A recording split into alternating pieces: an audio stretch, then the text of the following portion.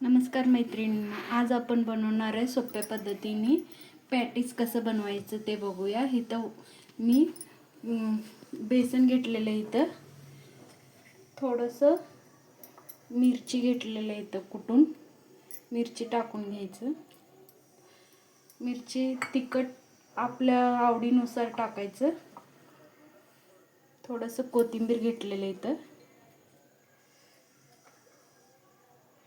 हळद एक अर्धा चमचा घेतलेले, चवीनुसार मीठ घेतलेले। इथं खूप छान असं पेटीस तयार होते। हे जे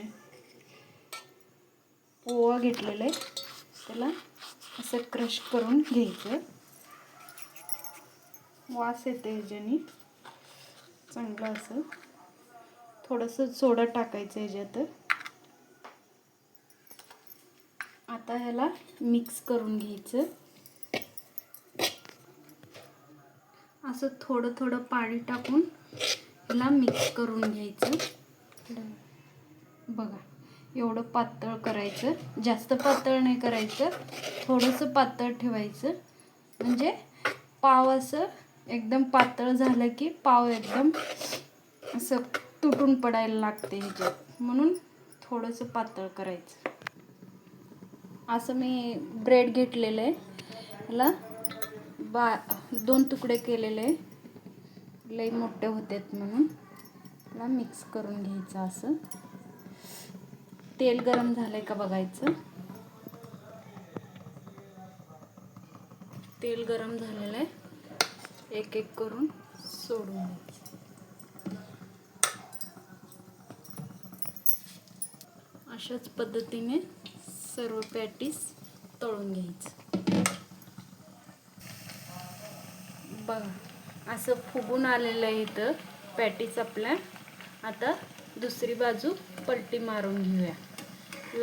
लालसर झालं की दुसरी बाजू पलटी मारून घ्यायचं। छान असं एकदम क्रिस्पी होते, खायला पण खूप चव लागते। बघू शकता, असं एकदम कुरकुरीत पॅटीस आपले तयार झालेले। आता हे ताटात काढून घेऊया। असं मस्त असं चिंचेचे पाण्याबरोबर मी हे पॅटीस खाऊ शकता तुम्ही। जर चिंचेचे पाण्याची रेसिपी पाहिजे तर आमच्या चॅनलमध्ये बघू शकता।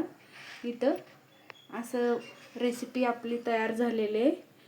मस्त कुरकुरीत पॅटीस तयार झालेले, बघू कुरकुरीत इथं पॅटीस तयार झालेले, छान असं दिसते इथं।